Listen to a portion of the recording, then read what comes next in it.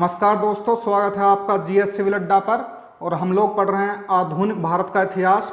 आधुनिक भारत के इतिहास के क्रम में आज हमारा दूसरा अध्याय शुरू होने वाला है और इसके क्रम में ये पहला वीडियो होगा।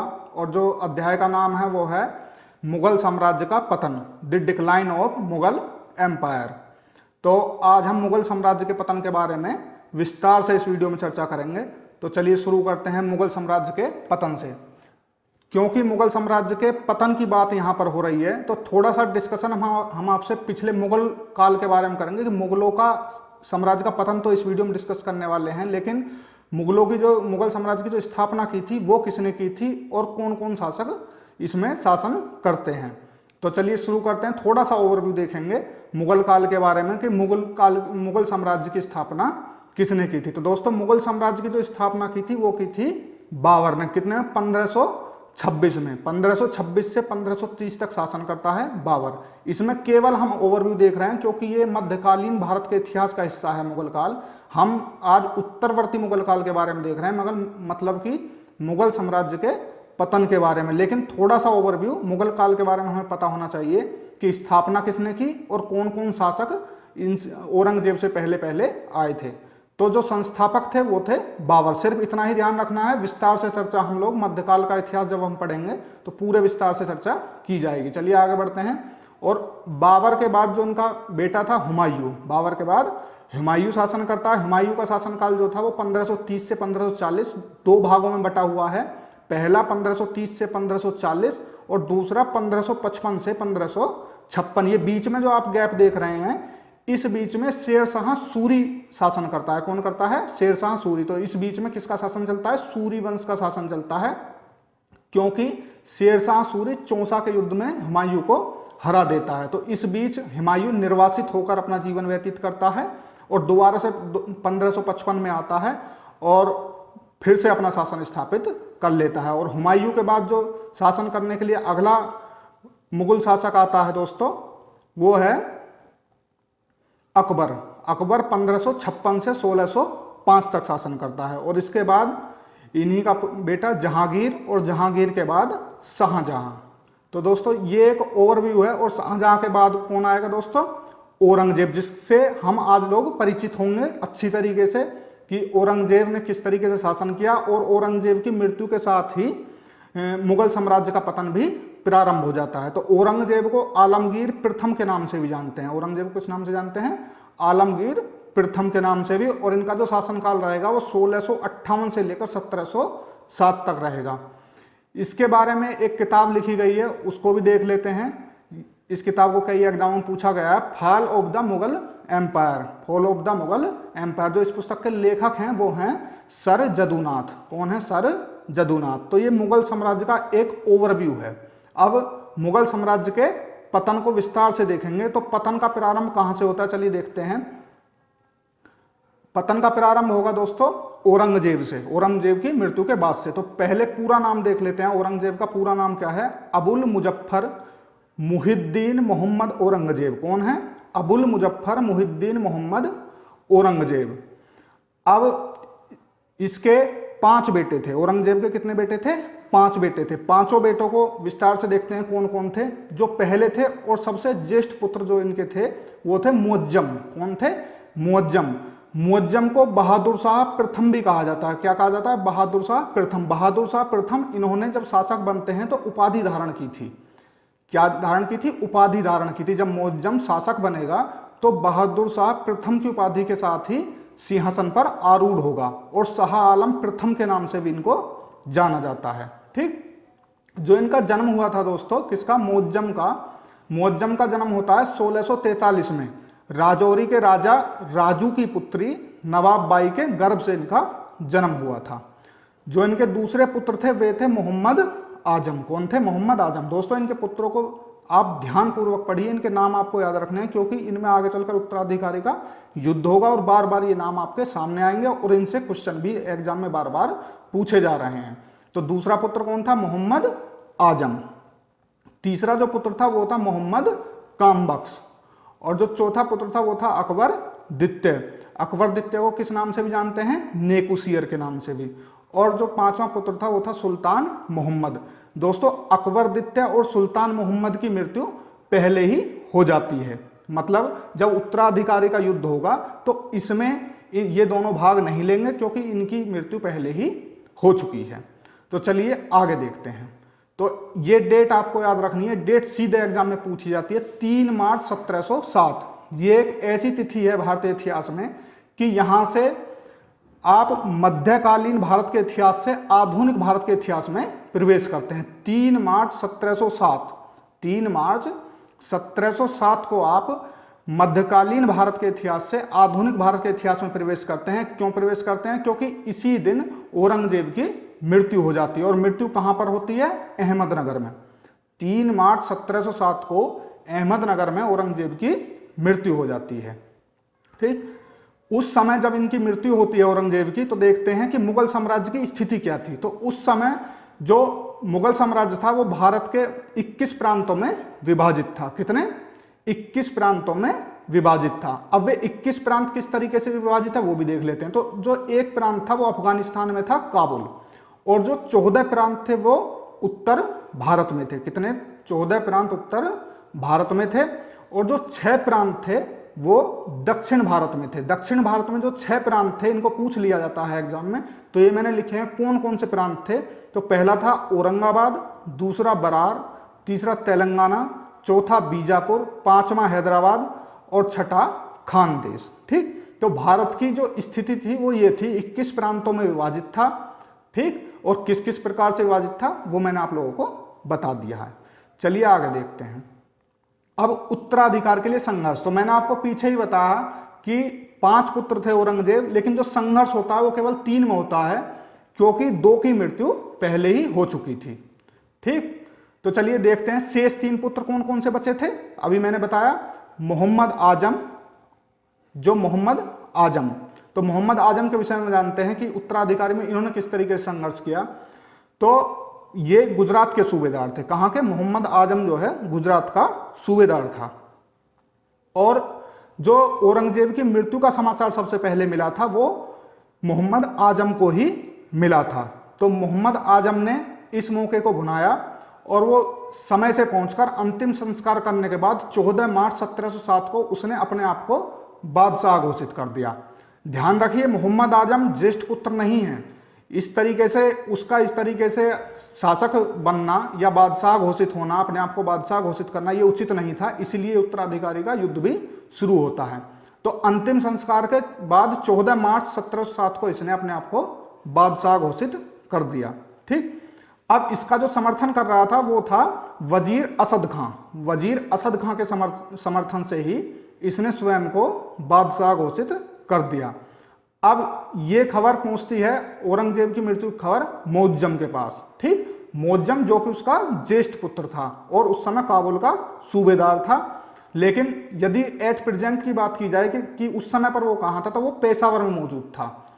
ज्येष्ठ पुत्र था मुअज्जम। कौन था? मुअज्जम। ठीक, किसका? औरंगजेब का ज्येष्ठ पुत्र कौन था? मुअज्जम था, काबुल का सूबेदार था। और जिस समय औरंगजेब की मृत्यु होती है वो पेशावर में था। पूछा हुआ क्वेश्चन है कि औरंगजेब की जब मृत्यु होती है तो मुअज्जम कहां पर था? तो पेशावर में था। लेकिन यदि पूछा जाए कहां का सूबेदार था, तो काबुल का सूबेदार था। ठीक, आगे देखते हैं। समाचार पाकर तुरंत ही आगरा के लिए रवाना हो जाता है और एक स्थान पड़ता है पुल ए शाहदौला। वहां पर पहुंचकर इसने भी अपने आप को बादशाह घोषित कर दिया। ठीक, और तीसरा पुत्र जो था इसका कामबख्श, उसके बारे में आगे पढ़ेंगे। और जब इसने पुल ए शाहदौला पहुंचकर अपने आप को बादशाह घोषित किया तो वहीं पर उन्होंने बहादुर शाह की पदवी भी धारण की। ठीक, तीसरा पुत्र कामबख्श है, इससे भी युद्ध होगा। अब ये तीनों आपस में युद्ध लड़ेंगे। कौन कौन? पहला जो युद्ध होगा वो मोहम्मद आजम और मुअज्जम के बीच होगा, और फिर उसके बाद मुअज्जम और कामबख्श के बीच युद्ध होगा।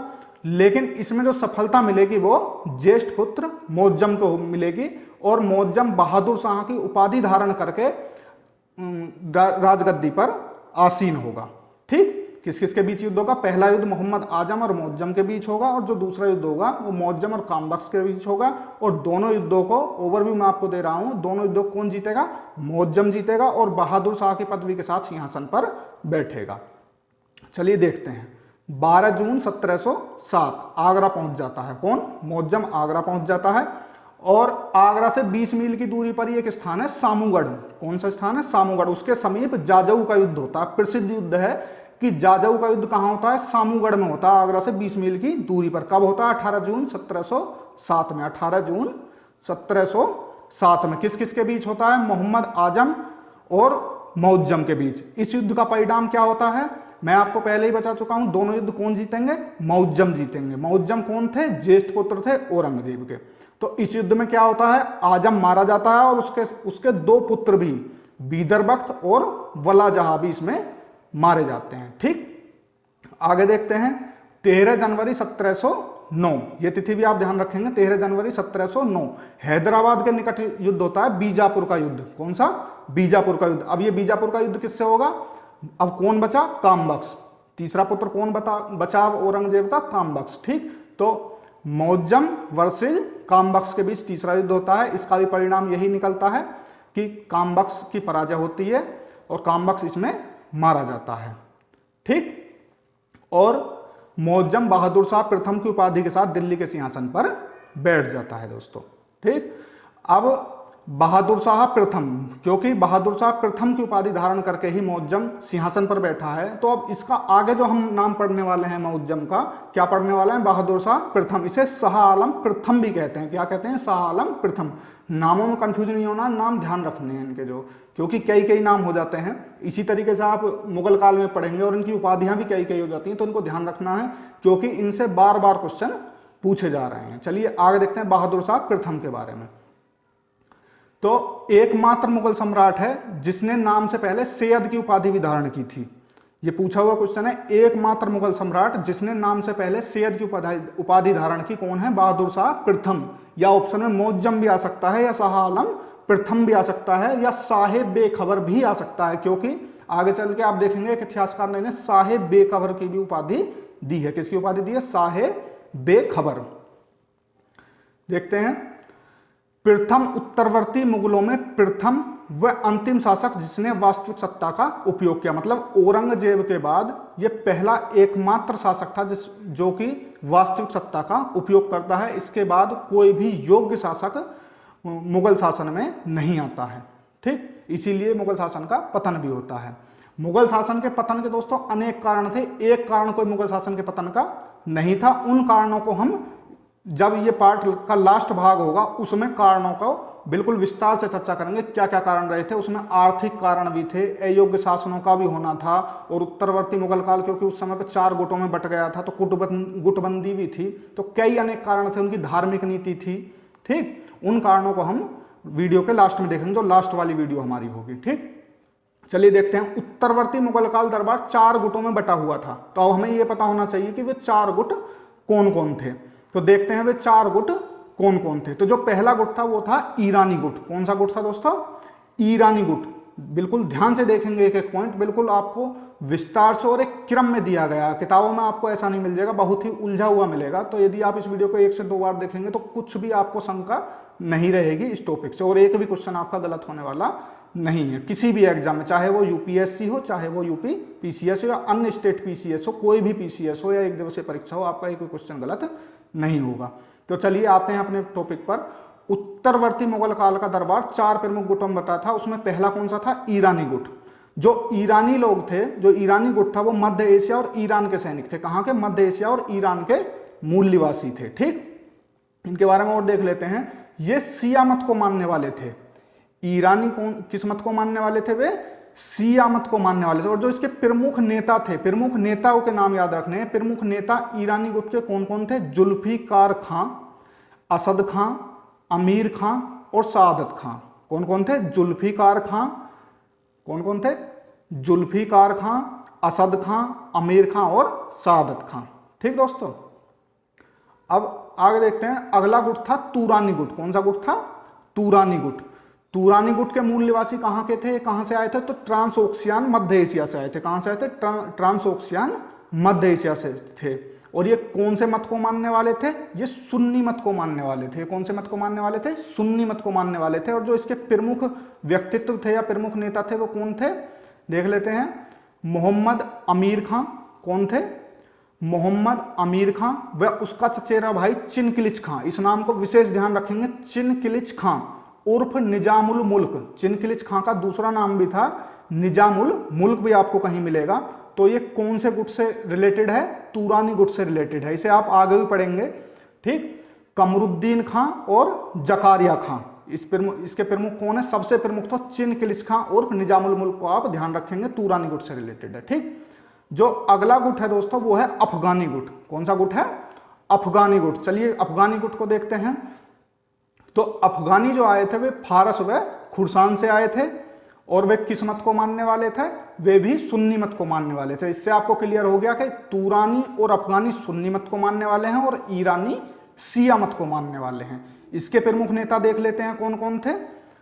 इसके जो प्रमुख नेता थे वो अली मोहम्मद खां और मोहम्मद खां बख्श।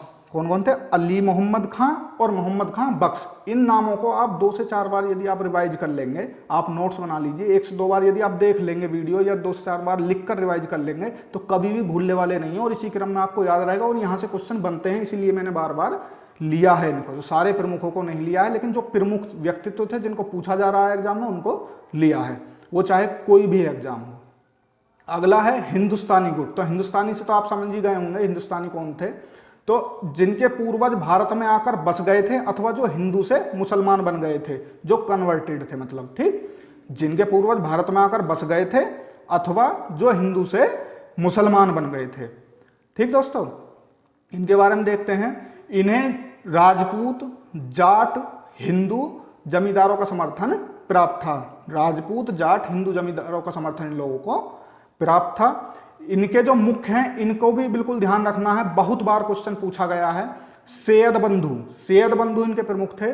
तो हिंदुस्तानी गुट के प्रमुख कौन थे? सैयद बंधु, अब्दुल्ला खां और हुसैन अली। कौन कौन थे? अब्दुल्ला खां और हुसैन अली। इसको आप पढ़ेंगे कि ये दोनों भाई किंग मेकर की भूमिका में आ जाते हैं कुछ समय के लिए, ठीक। जब फर्रुखसियार का शासन आप पढ़ेंगे आगे तो सैयद अब्दुल्ला और हुसैन अली किंग मेकर की भूमिका में आ जाते हैं। राजा बनाने वालों के नाम से भी इनको जाना जाता है। किस किस को? अब्दुल्ला खां और सैयद हुसैन अली को। किसको? अब्दुल्ला खां और हुसैन अली को। और ये किस नाम से प्रसिद्ध हैं? सैयद बंधु के नाम से प्रसिद्ध हैं। किंग मेकर्स के नाम से भी जाना जाता है इनको। चलिए आगे बढ़ते हैं। इन दरबारी गुटों का सहयोग प्राप्त करने के लिए बहादुर शाह प्रथम ने शांतिपूर्ण मैत्री नीति अपनाई। शांतिपूर्ण मैत्री नीति अपनाई जिससे कि राजकाज सही से चले और कोई भी संघर्ष की स्थिति पैदा ना हो। तो शांतिपूर्ण मैत्री नीति के अंतर्गत क्या क्या कार्य किए, चलिए देख लेते हैं एक व्यू में। हालांकि ये इतना प्री के लिए इंपॉर्टेंट नहीं है, लेकिन फिर भी जानना आवश्यक है क्योंकि आप विस्तार से पढ़ेंगे तो आपको ध्यान रहेगा। और कभी कभी कथन कारण में ये पूछ भी लेते हैं कि क्या क्या शांतिपूर्ण मैत्री नीति के अंतर्गत बहादुर शाह प्रथम ने अपनाया था। तो चलिए देखते हैं। पहला, हिंदू सरदारों और राजाओं के प्रति सहिष्णुता की नीति अपनाई थी। हिंदू सरदारों और राजाओं के प्रति सहिष्णुता की नीति अपनाई थी। राजपूतों को उनके प्रदेश पुनः स्थापित करवा दिए थे, किंतु जो सूबे के सूबेदार थे उनकी ओहदों की जो मांग थी, उनके पदों की जो मांग थी, उनको नहीं माना था, ठीक। और संभाजी का पुत्र था साहू जी, मतलब कि साहू जी कौन हुआ? यदि संभाजी का पुत्र है साहू जी तो शिवाजी का पौत्र।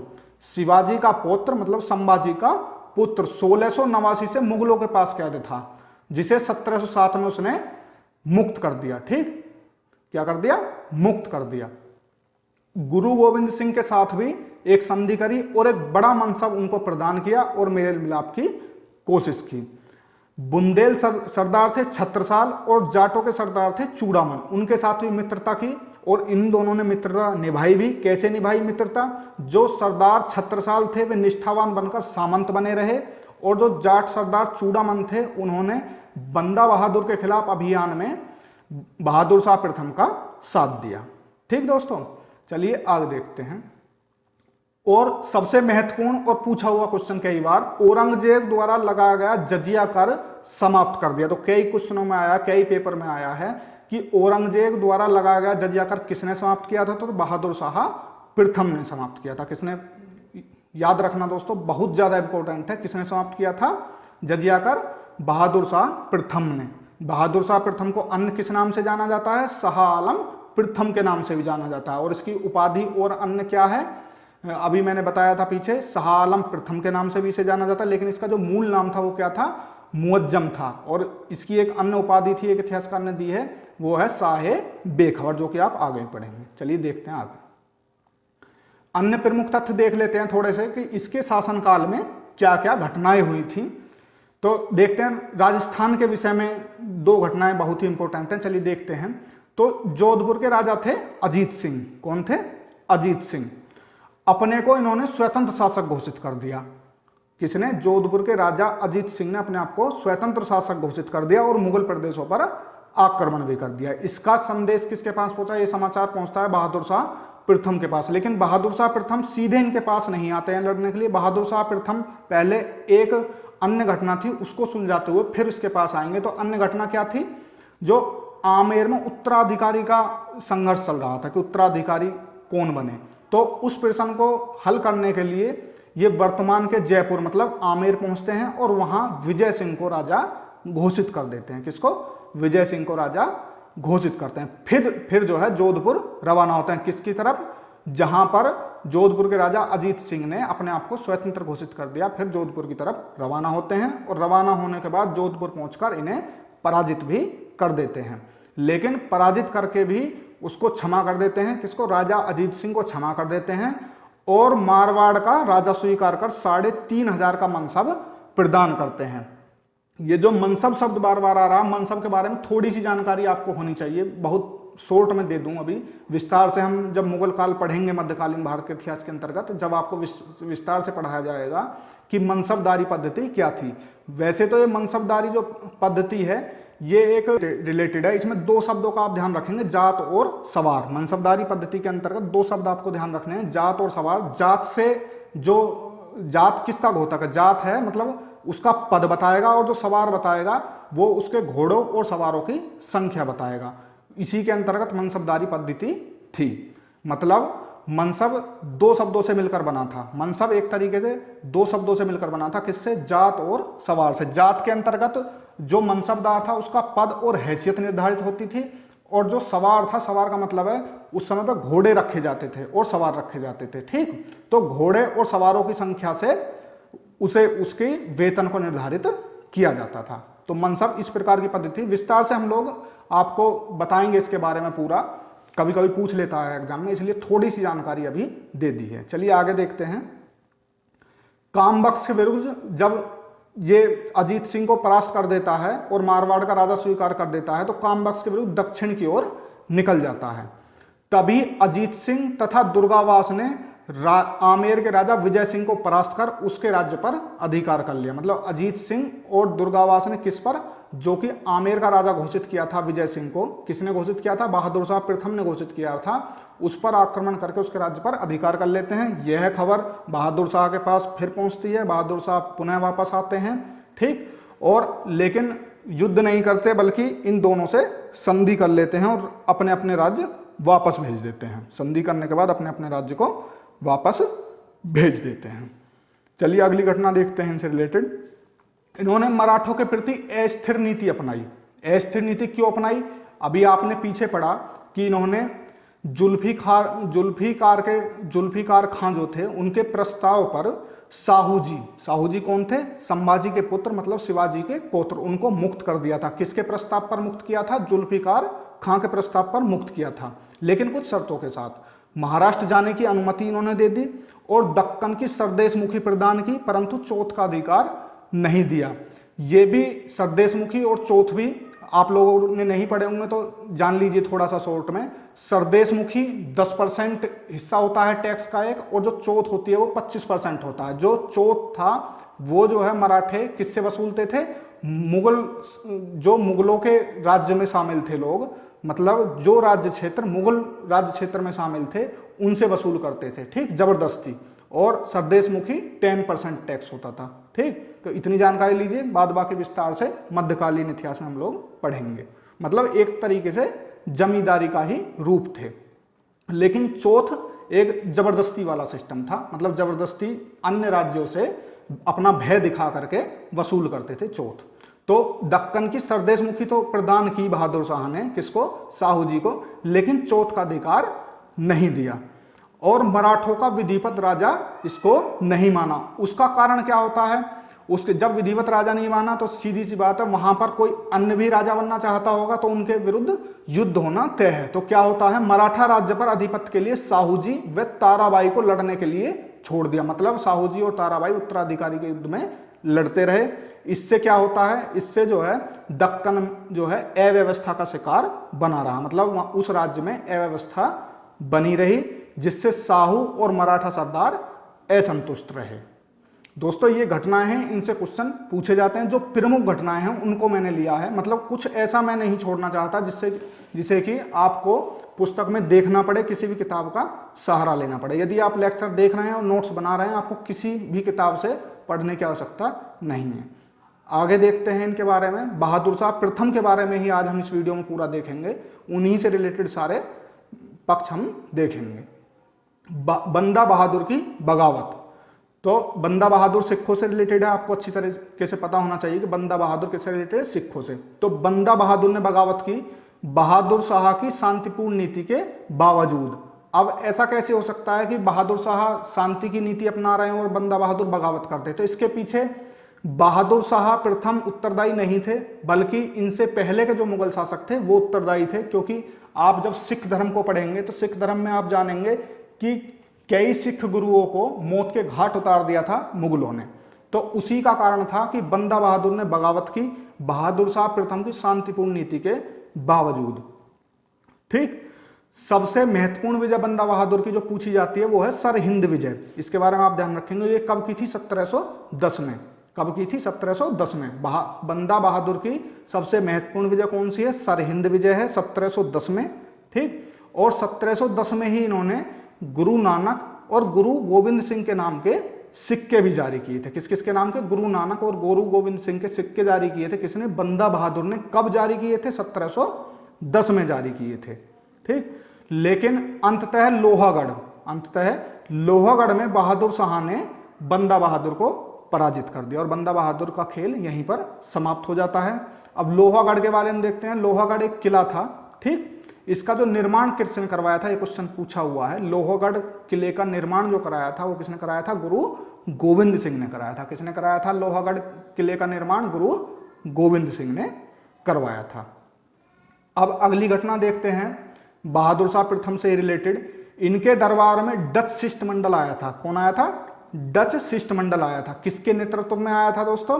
तो वो जैसुआ केटलर के नेतृत्व में आया था 1711 में। जैसुआ केटलर के नेतृत्व में आया था डच शिष्टमंडल मुगल दरबार में। अब सबसे जो महत्वपूर्ण तथ्य वो मैं आपको बताने जा रहा हूं कि इस घटना को मैंने क्यों लिया है। जब ये डच शिष्टमंडल आता है तो इसका जो स्वागत किया जाता है, उस स्वागत में महत्वपूर्ण भूमिका जो निभाती हैं वो थी एक पुर्तगाली स्त्री जूलियान। कौन थी? जूलियान। और जूलियान की दो उपाधि प्रसिद्ध हैं जो कि एग्जाम में पूछी जाती हैं। कौन कौन सी उपाधि हैं वे? तो वे उपाधि हैं बीवी व फिदवा की उपाधि। किस किस की? बीवी व फिदवा की उपाधि। अगला तथ्य देखते हैं। 27 फरवरी 1712 को बहादुर शाह प्रथम की मृत्यु हो जाती है।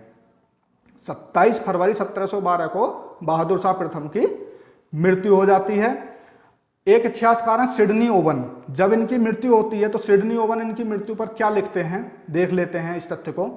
यह अंतिम मुगल सम्राट था जिसके विषय में कुछ अच्छे शब्द कहे जा सकते हैं। इस बात को मैं पहले ही बता चुका हूं कि औरंगजेब की मृत्यु के पश्चात बहादुर शाह प्रथम के अतिरिक्त कोई भी अन्य शासक आपको ऐसा नहीं मिलेगा जिसने थोड़ा बहुत भी अपनी सत्ता का सही उपयोग किया हो। यही कारण था मुगल साम्राज्य के पतन का। आगे देखते हैं। मृत्यु के पश्चात जो 4 पुत्र थे इनके, किसके? बहादुर शाह प्रथम के 4 पुत्र थे और वे चारों पुत्र इतने निर्लज्ज हो जाते हैं कि उत्तराधिकारी के लिए लड़ते रहते हैं और अपने पिता का जो शव होता है उसको दफन भी नहीं करते हैं। 1 माह तक शव ऐसे ही रखा रहता है। इतने निर्लज्ज चारों पुत्र हो जाते हैं कि राजगद्दी के लिए लड़ते रहते हैं और 1 माह तक शव का दफन भी नहीं हो पाता है। और एक इतिहासकार हैं खफी खां। खफी खां ने बहादुर शाह प्रथम को साहेब बेखबर की उपाधि दी थी, जो कि मैं आपको पहले ही बता चुका हूं कि बहादुर शाह प्रथम ने एक अन्य उपाधि धारण की थी। तो वो उपाधि किसने दी थी? सफी खां ने। सफी खां कौन है? एक इतिहासकार है। तो इन दोनों इतिहासकारों के सेंटेंस भी आप ध्यान रखेंगे, वाक्यांश ध्यान रखेंगे, ये भी एग्जाम में पूछे गए हुए हैं। विशेषकर ये पीजीटी और असिस्टेंट प्रोफेसर में अधिकतर ऐसे वाक्यांश पूछे जाते हैं और नेट में। तो दोस्तों हमारा आज का वीडियो यहीं समाप्त होता है। आपका फीडबैक हमारे लिए बहुत ही ज़्यादा इंपॉर्टेंट रहता है, तो यदि आपको वीडियो अच्छा लगता है या कोई कमी लगती है तो कमेंट करके बताइए, हमें सलाह दीजिए और क्या सुधार किया जा सकता है। और सभी विषयों पर आप लोगों को पूरे विस्तार से वीडियोज मिलेंगे। देखिए, पढ़ाई का कोई शॉर्ट ट्रिक नहीं होता है, यदि आपको पढ़ना है तो विस्तार से पढ़ना पड़ेगा, और यदि सफल होना है तो बार बार वीडियोज को देखना पड़ेगा और तथ्यों को याद रखना पड़ेगा। ठीक, तो शुभकामनाएं, धन्यवाद, नमस्कार।